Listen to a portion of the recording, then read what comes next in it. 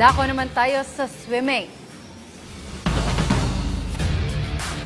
Sa pagsalubong ng Pilipinas sa papalapit na Southeast Asian Games, tutok ang Philippine Aquatics sa paghahanda ng national team para sa mas malakas na kampanya sa Thailand.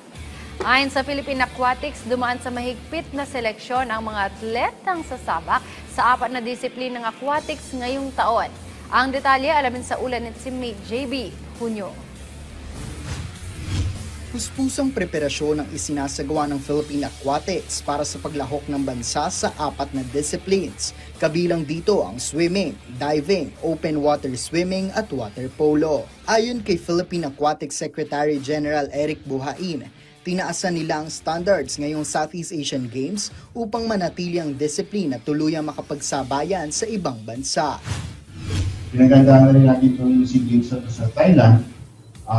Medyo tinaas natin ang standards.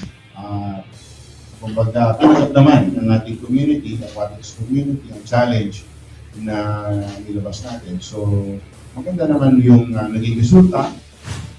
Sa paparating na biennial meet, sasabak ang 2 divers habang 4 naman sa open water swimming, 11 swimmers at 28 athletes para sa water polo. Giit ni Buhain, ang mga atletang napili ay nagmula sa national tryouts at sumailalim sa masinsinang evaluation process upang matiyak na ang pinakamahuhusay at pinakakondisyon ang magsisilbing katawan ng Pilipinas sa torneo. Water polo, nag-tryout tayo, diving, nag-tryout tayo, swimming, nag-tryout tayo, so open water, nag-tryout tayo sa Ilocos Norte, mga 2 months na nakakalipas yung nag-tryout tayo sa Ilocos Norte for the open water. Umpisa pa lamang to, and we will do this annually kasi naniniwala rin kami na dapat palaging kumbaga alerto ang ating mga atleta. So, hindi naman dapat sila maging complacent sa kanilang preparation.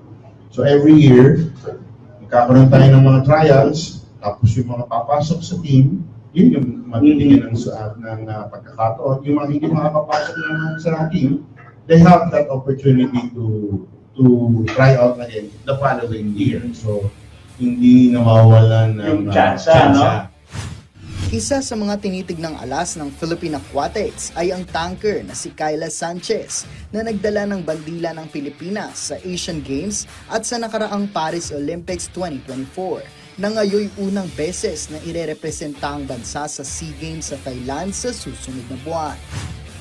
Actually, looking forward kami sa Philippine Aquatics, lalo sa swimming, kasi for the 3rd year, kasama natin si Kyla Sanchez. Pero for the first 2 years, dumaan tayo sa Asian Games, dumaan tayo sa Olympics, sa Paris.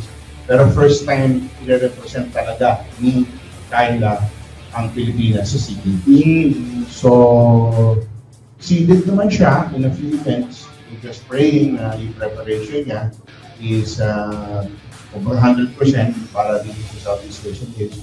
The last conversation was she is in good shape and she is really preparing for this SEA Games. Sa kabilang banda, nais ding burahin at lagpasan ng Philippine Aquatics team ang kanilang naging performance sa mga nagdaang taon. Sa ganitong paraan, umaasa ang organisasyon na maitatawid ng delegation ang panibagong tagumpay at medalya. JB Junio para sa Atletang Pilipino, para sa Bagong Pilipinas.